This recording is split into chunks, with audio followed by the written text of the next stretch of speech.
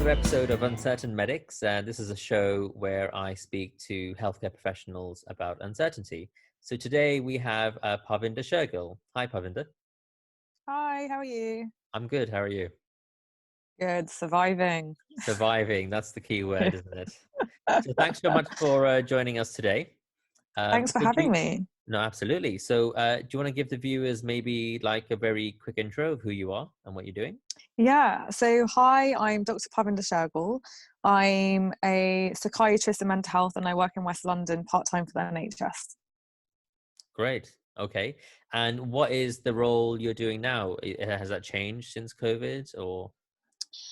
So the role is slightly different in the sense of job description. Yeah. So normally I work in a clinic for CAMS, so that's child and adolescent mental health, Yeah.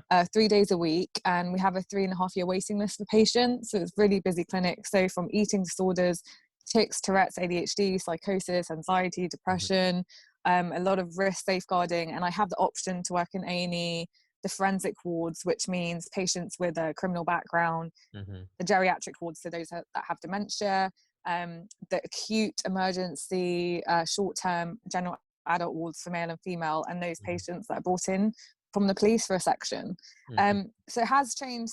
I mean, it's changed because of COVID, obviously. So they're trying to run it more like a GP service. So you try and doing as much as you can on the phone. We're trying to limit face-to-faces. We obviously don't really have PPE, so that's the big issue. And we're only doing face-to-face or home visits or emergency assessments in person if we're very concerned, such as if a patient is very suicidal and we're worried that something might happen or they need urgent treatment then and there. But the rest we're trying to do over the phone as much as we can. Wow. So plenty going on there. So this must be great material for all your creative stuff that you're doing. It is, but I feel like I don't know about you, but I feel like it's such a weird time that it feels kind of like you're still working, so everything's normal, but it's kind of not normal. So I've not reflected really well. But I think at some point when I step back for a few days on the weekend at some point and reflect, I think I'll be like, oh, this is really unusual. So, you know, lots will come out. But I did do something before lockdown. I like had this idea of this like film, which really it was just a spur of the moment. It wasn't meant to be anything. It was just an idea of like finding love in self-isolation. So it was a rom-com comedy, and I just actually did it like ages before the lockdown because my friend's Chinese, so she was kind of aware of COVID way before we were. So I kind of just did it for her as a laugh, and we all did it in 5 days. So 2 people have a one-night stand, they wake up and they've got coronavirus, and then essentially they have to self-isolate for 14 days, and we kind of got it done. And then like it's been edited and I released it, and I was thinking, wow, like that's firstly amazing that we even got that done, but secondly, like I think we need some comedy.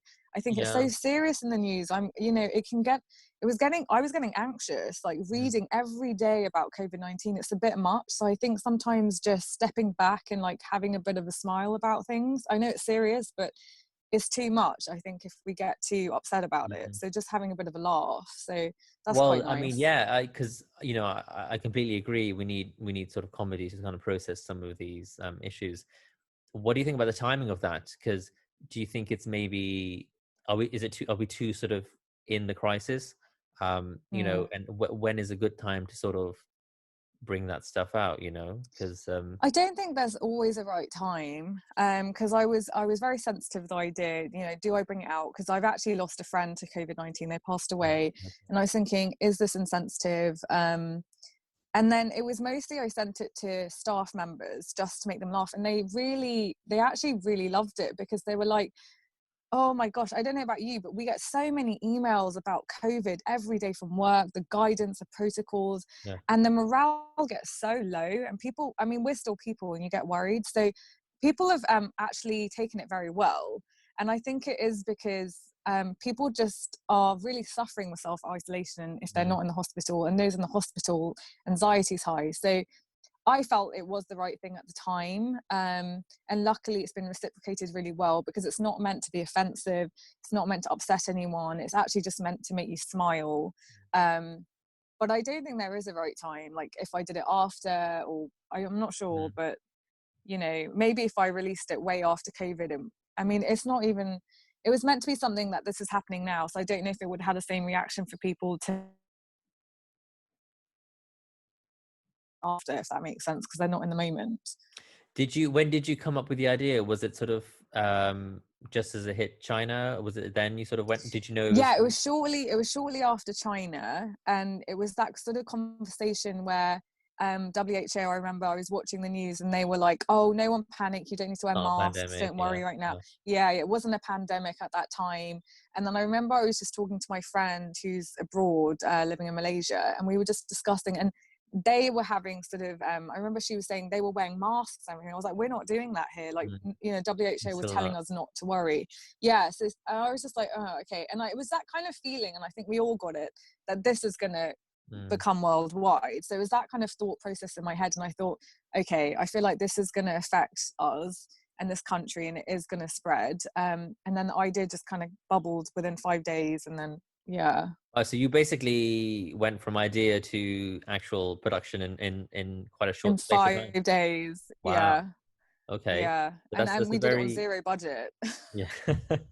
So you're basically you're doing what every NHS hospital was doing with no extra budget. You're completely Yeah, coming up with new services in a very short space of time in response to the with no crisis. trials. Yeah, Um, so we should get you running some NHS hospitals if we can.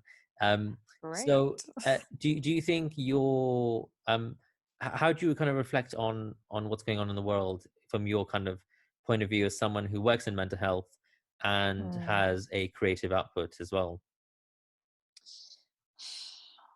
That's a really interesting question, and one that I think you could answer for hours. On one side, I'm very cross with the political conversations going on, or lack of. I feel there's not enough leadership or the right leadership at the moment, and I hate getting political. But you know, if you're going to be the PM, be the PM. I understand everyone has their own, you know, personal health and all of this and that, but someone needs to step up, and I don't feel we're being led. And Britain is meant to be, you know, one of the richest, most diverse, developed country. Mhm. And at the moment, it feels like it's a mess, and it shouldn't feel like that in 2020. Obviously, what's going on in America, I mean, I have family there. My cousins are doctors over there. It's in a really bad way, and I'm just very cross politically. Leadership, I don't think is great. Some countries, I think, are doing fantastic, and I think are really helping. On the other hand, in mental health, I have a deep concern because obviously I work with children and adolescents that, especially those with autism, are really going to suffer in this time, and they're really overlooked because with autism especially, change is very difficult, and to comprehend and understand that. And not only that, the mental health of the parents, I think, is putting a lot of pressure on carers, foster parents. If you're supporting or caring for someone, like we're getting a lot of calls from anxiety from parents and their own mental health. So, you know, especially because schools are on lockdown, kids and everyone is at Mhm. home, people are self-isolating, anxiety is rising. I have a real big concern for those, you know, after this is all finished, what's going to happen to mental health after. We're already I mean, we all are in every specialty, you know, we're so under resourced, but mental health especially. I'm really worried about that. We have an over 3.5 year waiting list for my clinic, as I said. That's going to grow, and I don't know how we're going to cope, if I'm honest with you. Psychiatry is one of the specialties with the least number of doctors in it, so I don't know what's going to happen. A lot of doctors have gone sick for their own mental health, and I think mental health in this time is going to increase, I think, worldwide for everyone for different reasons. So, um as a fellow clinician, I think sometimes it feels like we're winning a losing battle. And I think for me anyway, part of that is, as a single doctor, there's only so much impact you can have. You can be brilliant at what you do. You yeah. can work in a very prestigious hospital, um, Mm, and you can maybe affect dozens, maybe, a few hundred at a time. I guess for me and perhaps for you, the beauty of something like film and TV is you can have an impact on a much more bigger scale. yeah. You reach millions if you sort of have the right project. So how do you feel thinking about the kind of relationship between your clinical side and your creative side? Uh, what do you think is going to have a bigger impact moving forward? Ah, That's an interesting question because I feel my creativity makes me a better doctor, Mm, and being a doctor makes me a better creative, mm, actually. Because what I mean by that is, I feel like being a doctor, you're an actor anyway. You've got to learn lines, you've got to play a role, and you don't underneath. I don't know about you, but honestly, your emotions are everywhere, but on the surface you've got to be cool. And I feel that's exactly what you have to do on a set. And to be on a set, to be a producer, to be a director, and I'm doing my first directing role this summer, um, you've got to be organized, you've got to be a leader, you've got to work with so many different people, work under pressure. You have so many stresses, which I don't think I could have done if I wasn't a doctor. But then equally, being so creative, especially in psychiatry, for me, it's opened up so many different doors. So I do drama therapy with my patients, I do art therapy, and typically doctors don't do that in psychiatry, but it's made me tap into the creativity and not be so formal. So I mm. feel like going forward, it's going to, I think, give me a lot more confidence, because I'm so proud, actually, the way we as a nation, as doctors, are facing this. Like, we're doing it with a sense of humor, gratitude, and we're very humble about it, actually. And it's a tough job, especially what we feel we're forced to do. So I feel going forward, I will take that and what I've learned from this process and from colleagues, and maybe create something about this time. I don't know, but it certainly made me I feel very strong in my leadership role at the moment. Okay, so yeah, so I think the two go hand in hand, which is exactly how it's been for me as well. Since kind of venturing into this world of filmmaking, and many other things in related to that, it has made me a better doctor. It's made me a lot better at understanding other people's perceptions. It's made me a better listener, thinking about the bigger picture, um, and actually how to work collaboratively. I think, Mm, as a doctor, or in healthcare, you kind of get to know certain tribes of people and how to work with them. But then you then kind of go on a film set and you've got, such a wide range of characters from all various backgrounds, and you're all kind of on this joint mission together to yeah. create the story. And for some people, their role is very kind of, you know, in a particular way. Mm, They're not necessarily creative, they're sort of technical. And then you have other people with some, different other roles, and kind of bringing that all together is quite a, wide range of personalities. mm, So, and then to bring that back into, healthcare, when, you're on the wards and you're working with different departments and specialties, um, it's just like a fun way of learning the skills that you were taught in medical school. yeah. You know? Yeah. And I So don't know about you, but do you find this? It makes you like enjoy the job more yeah, when you have that creative aspect to your job. Like, I feel like you have a more enthusiasm for the work.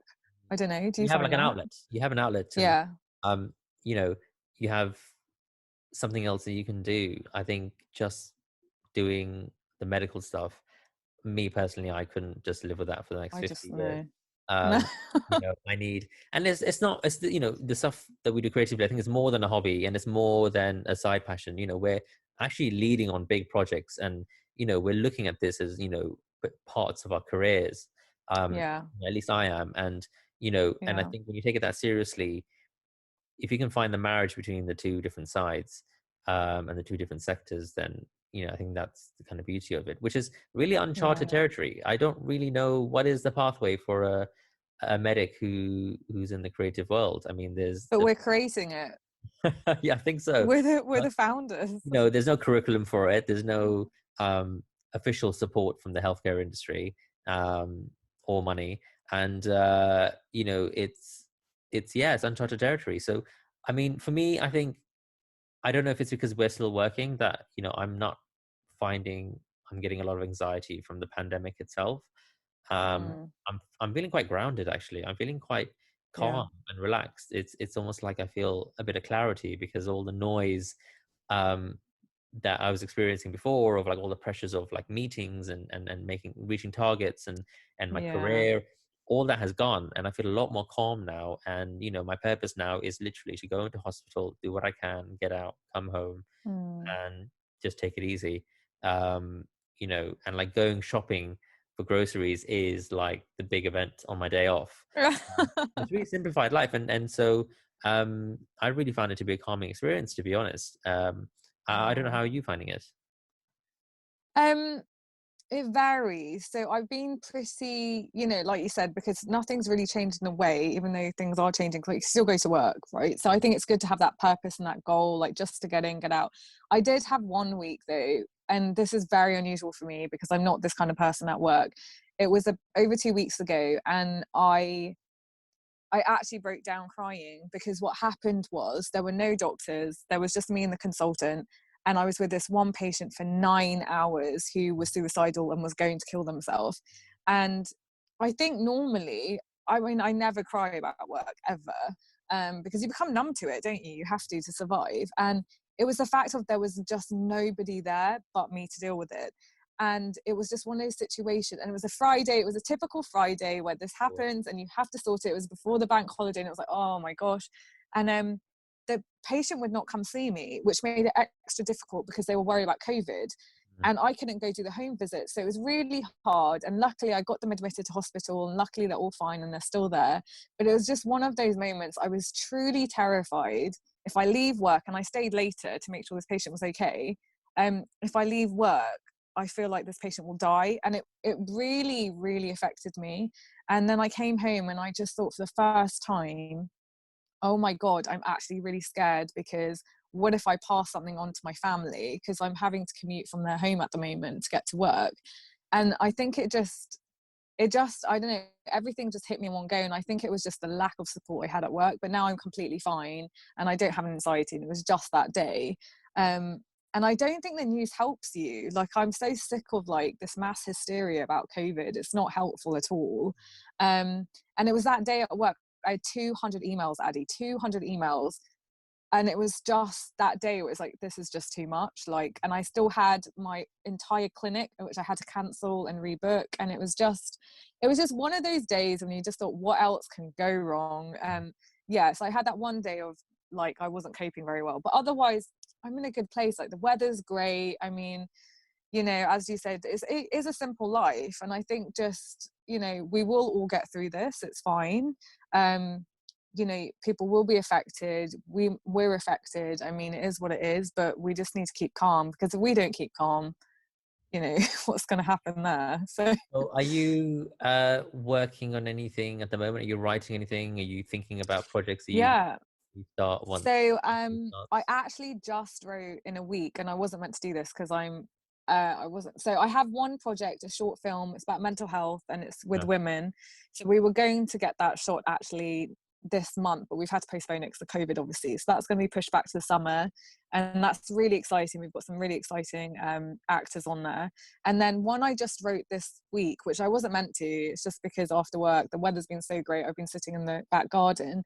I actually wrote my first feature, which I wasn't Wow, intending to congrats. do. Yeah, and I'm normally I'm a perfectionist, so I didn't know where this was going. This wasn't meant to be the feature I was going to write, but I just started writing, and obviously it's got mental health in it, because that's That's just surprising. clearly I'm going down the creativity mental health route. Yeah, so it's quite intense actually. It's a thriller.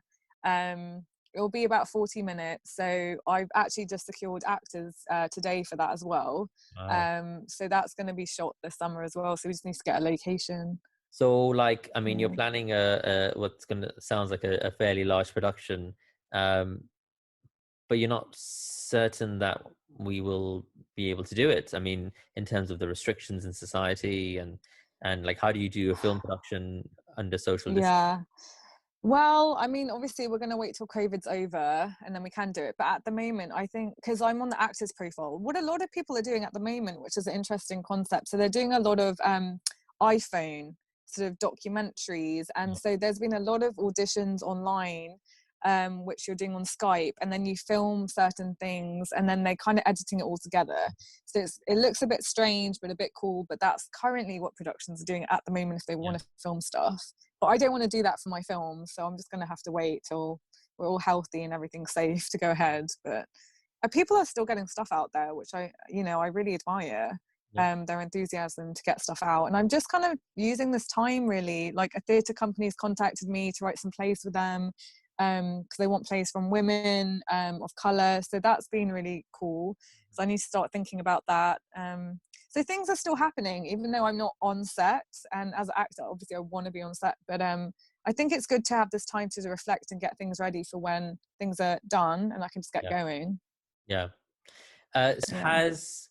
And it might be too early to tell, has the coronavirus crisis made you think about where you're going to be in terms of your career in the future, um, and that balance between your two halves? Has that affected that at all?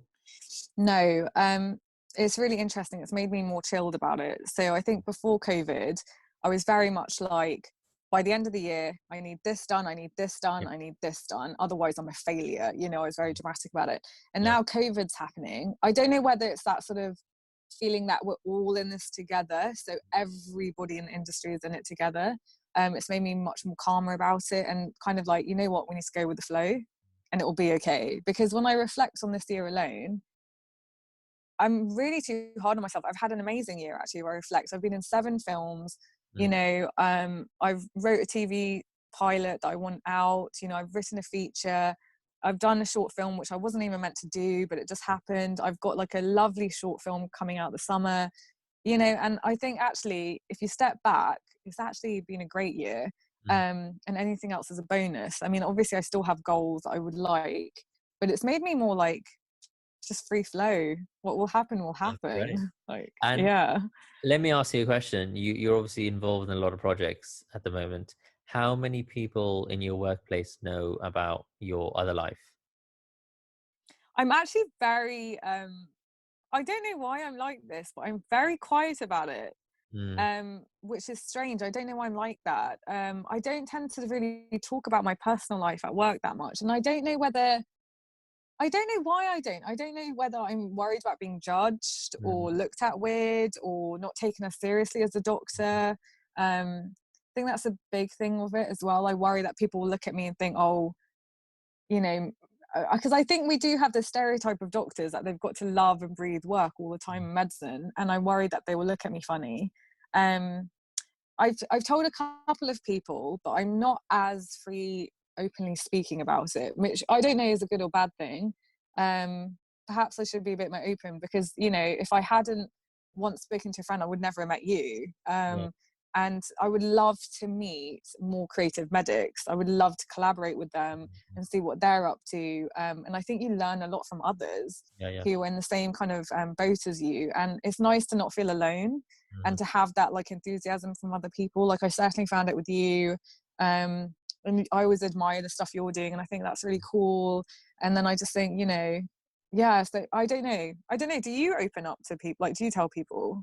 So when I first started, I was embarrassed and I sort of kept it to Why myself. were you No, embarrassed? because it's it's it's kind of like, I think when it comes to something like, I don't know, you're good at a particular sport, or you speak a different language, or it's something like Mm, that. It kind of comes across like, yeah, that's kind of cool. But when you tell people, oh yeah, I make films, and it's like, and it's like, well, unless you win a BAFTA, you're I basically, see. what, you're nobody. And what people don't realize is Mm, is if you're going to win a BAFTA, it's going to take you 10 years, but in between, yeah, so many great things you can do. So I think people don't. And also when people used to ask me, they're like, oh, are you going to make a are you going to do, you should do a documentary on this, or or you should do a video on this. And it's like, it's not just about getting a camera and filming, like, to they get a don't story understand the across, whole, yeah. there's a whole process. And you Mm, know even now, like, like with the success of my first short film, um I don't think people quite appreciate, how much work has gone into it, yeah. and what it means to have gotten to where it was, unless Mm, you're in the film world. So, yeah. it's, I think the more I progress, the more I'm happy to talk about it. And I think it's just a perceived sort of success, because, Mm, and then you kind of yeah. feel more kind of secure talking about it. But I think I have to say, recently I've had this bit of a sort of like, effort type attitude of like, I don't really care. And because I ultimately got into medicine, and I was so not desperate, but I was so keen to get the kind of recognition from the senior people within the NHS. And Yeah. I've kind of come to realize, it's a bit like when you worship your parents and then you grow old and you realize they're just as messed up It's as like, you. yeah, Uh, yeah. and in the same way, I realized actually these consultants and these senior people who I'm trying to kind of aim towards, they're just like us, and they really don't know what they're doing either, which is fine. Yeah. And I kind of realized, actually, yeah, what I'm doing in the film world is pretty cool, and it's definitely giving me a much broader perspective, and it will, enhance my experience as a doctor. Mm, Um, so actually, I'm quite proud of it now, and because I know that a lot of people don't understand it, it almost makes it kind of special, because 99% of people in healthcare won't know what it's like to be on a film set. So, um, yeah, so yeah, I'm very proud of it now, and in fact, if people want to talk about it, I do very openly. yeah, In a way where, like, if you asked me 5 years ago, I would be proud to talk about an article I published in a mm, particular journal, and now, I kind of have the same proudness for this. So yeah, yeah. it's been a I kind of get journey. what you mean, to be honest. So I remember when I did like radio work last year, I wasn't telling anyone. And because I was like, I don't have enough followers, I'm not like a famous filmmaker. And I actually, now I get it. But then I remember now it's like, you know what, we have to, how many medics do you know that are doing this as well? Like, we should be proud of what we're doing. Yeah, Like, it's something completely different. And it is hard. Like, to be recognized in that world is difficult. And very people hard. don't realize how much work goes into Yeah. it.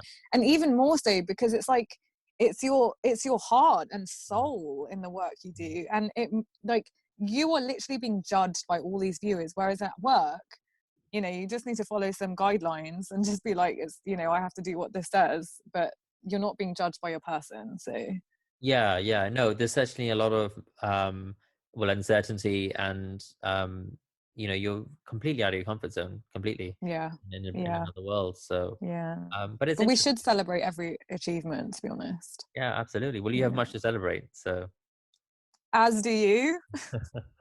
so yeah, good. Okay. Well, thank you for that. I think we could probably end there. I think that's a good note to end on. Um, Thanks for having so, me. no, absolutely. So that's been another episode of Uncertain Medics, and we'll catch you in the next one.